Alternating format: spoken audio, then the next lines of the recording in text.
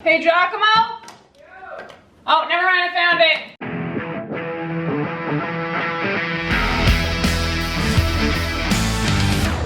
Hey guys, welcome back to the channel. So today is the middle of September. It is New England. It is officially fall, which is my absolute favorite time of the year. Honestly, it's like one of the main reasons I still live in New England is fall.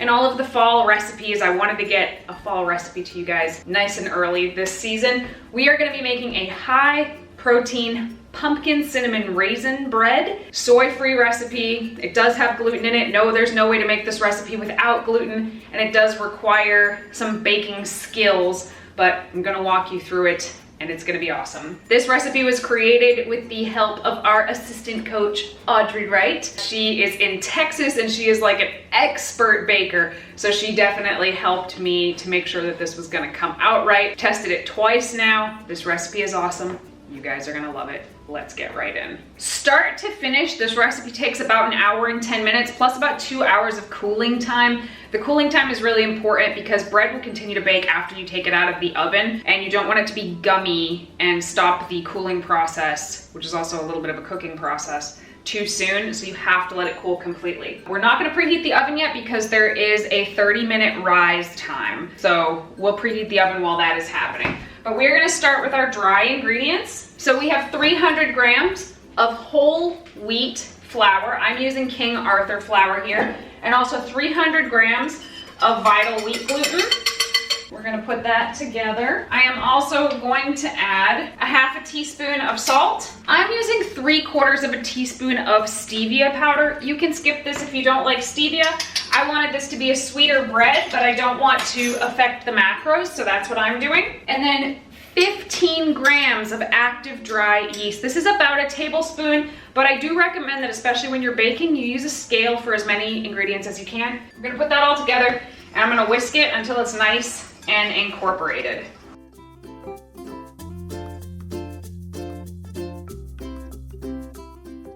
We're gonna set that aside. Now for the next step, we're gonna use 2.5 cups of hot water. I use a candy thermometer to make sure it is 110 degrees Fahrenheit, which is about 44 degrees Celsius, it looks like. So I have to let my tap run for a little bit to get it that hot, or you could just like heat it up in the microwave if you wanted to. But if it's not hot enough, the yeast will not activate and it won't eat the sugars and make it rise the way you want it to. But also if it's too hot, you're just gonna kill the yeast. So 110 degrees, 2.5 cups. And we are gonna put that in a medium-sized bowl here. I don't know if you're gonna be able to see that, but I just run this under the tap until I can see that it is 110 degrees. It is right around there.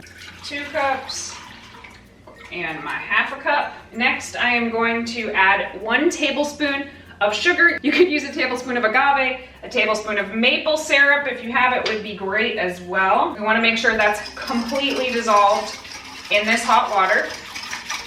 I'm adding a half a cup of canned pumpkin, not pumpkin pie mix, which I accidentally bought, which is essentially just pumpkin and sugar and spices. What a waste of money. Make sure that the pumpkin is at room temperature because if it's cold from the refrigerator, it's gonna cool down that water and make it not work properly. I'm also gonna add about a tablespoon of imitation vanilla extract. I know this is blasphemy, but apparently I'm out of real vanilla extract. If I had real vanilla extract, I would probably use a teaspoon, but because I'm using the cheapo imitation stuff, I'm using a tablespoon. I'm also gonna add about a half a teaspoon of maple extract, which I love this stuff in so many recipes. I'm gonna whisk that together briefly.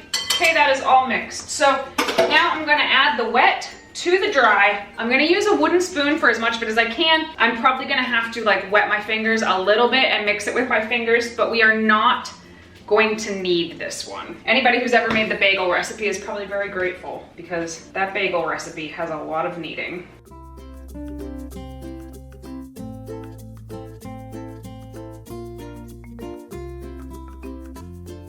Now, depending on the brand of flour you're using, you may need to add a little bit more liquid or a little bit less. So add it small bits at a time and make sure that it's fully incorporated. You don't want to see any dry bits of flour in here. So I'm gonna use my hands. I'm just gonna wet them a little bit.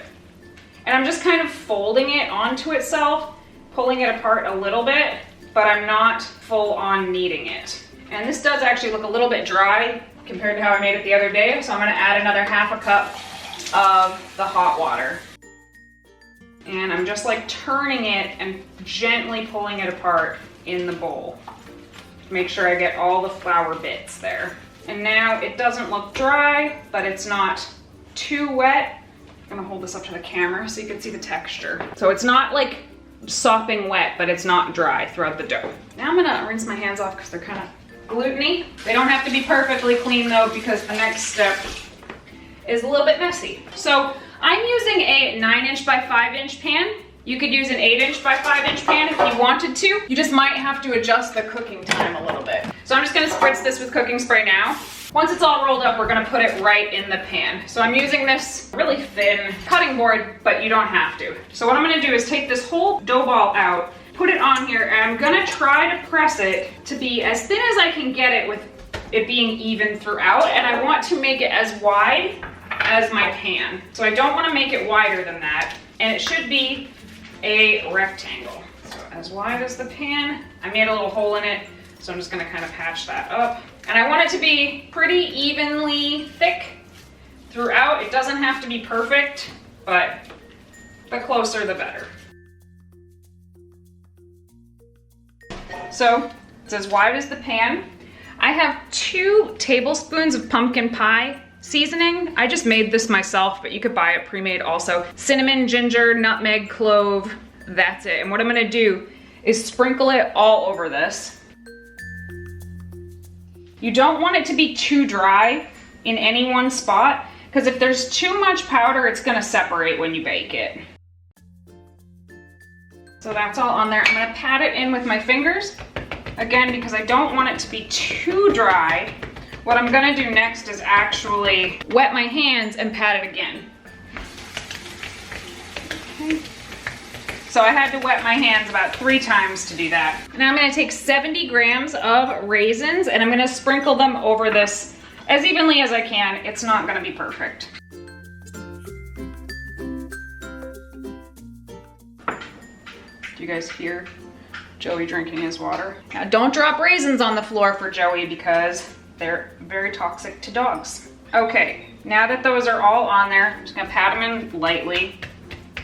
Now what I'm gonna do is roll this up and put it right in the pan here.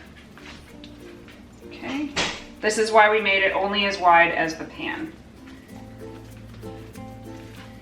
Probably could have floured this cutting board first. Now we're gonna plunk it right in there. Okay, voila! We are gonna cover this with plastic wrap and let it sit to the side for 30 minutes to rise. Now is when we can preheat our oven to 400 degrees. So you wanna make sure that it really is covered so that air is not getting in. But what I like to do is while the oven is preheating, I kind of let it rise on top of the warm oven because the warm area is what is going to help that yeast to eat the sugars and all of that jazz. So I'm just gonna put it right here on top of the stove, preheat my oven to 400 degrees Fahrenheit and let it rise for half an hour.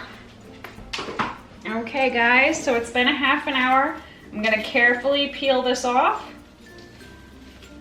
And you can see how much that rose. I'm gonna put it in the oven for 40 minutes. We want a hard crust on the top that you could knock on. So if you're using a smaller pan, might be a little shorter. 40 minutes if you're using a 9 by 5 pan, putting it right in the middle of the oven.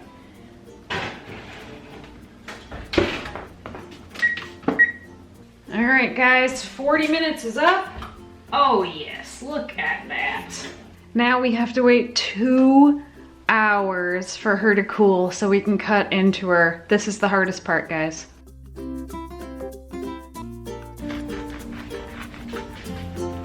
So we have this awesome swirl. Look at that, that is delicious.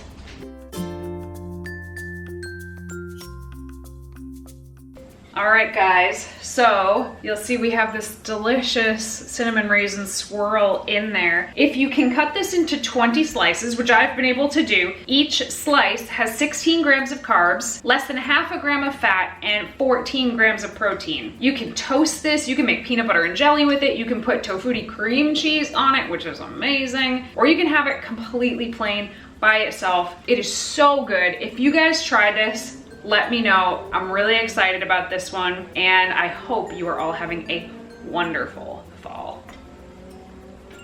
All right, guys, so one more thing I wanted to mention is a lot of you ask for me to have the written recipe in the description, and the reason that I don't do that is because there's a cookbook coming. So that is why. But, you know, the recipe's here, just gotta watch the video.